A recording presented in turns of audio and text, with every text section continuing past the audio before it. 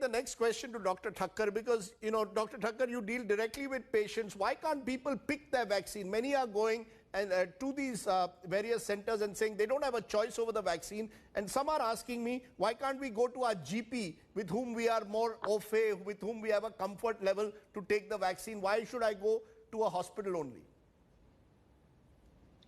So the first thing is I'd like to sing the same tune that Dr. Guleria said.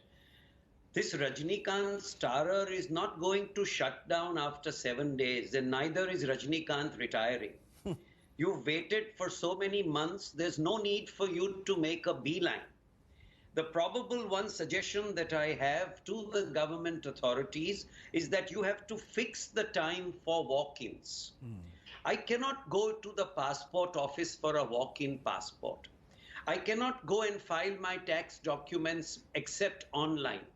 So you have a fixed time for walk-ins, and the registration desk at the center should allow the relative of the elderly patient to make an appointment for the walk-in, if not that day, a little later. Which brings me to your question. Just because my favorite GP round the corner is not inoculating, or my private hospital where I always go to is not inoculating, doesn't mean you can't go to one of the mega centers. Right. As a doctor, I took mine at a municipal center where the service was exemplary. The reason why probably GPs should not vaccinate to begin with is the rare chance of an anaphylactic reaction. After inoculation, hospital authorities would like you to wait for half an hour. In that half an hour, they are fully prepared for any reaction of any sort. Right. So the question doesn't arise of going to a private GP. Okay. Private center, yes, if the center is approved after due inspection by the authorities about utilizing it. Now, your other question about the buffet table. You have both the vaccines on the table. They are both desserts.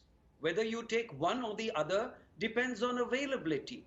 Remember, what you need is a good 70-odd% protection. What does it matter whether you get it from Covaxin or Covishield?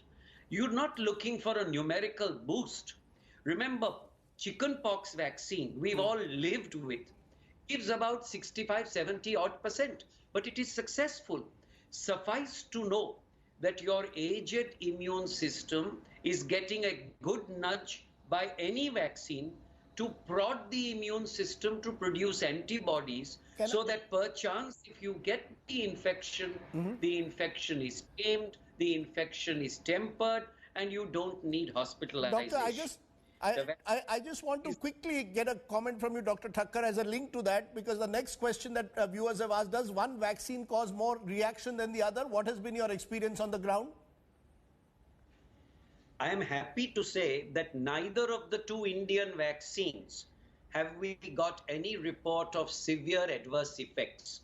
Like we had a thunder from the Scandinavian countries about Pfizer, which has now settled down. Across the world, across the country, neither Covaxin nor Covishield has had any exemplarily odd reaction except the routine expected reaction like fever, chills, joint pains, etc. Okay. So I would say take what you get. A bird in hand is better than two in the bush. What you get now, you must take now. Okay.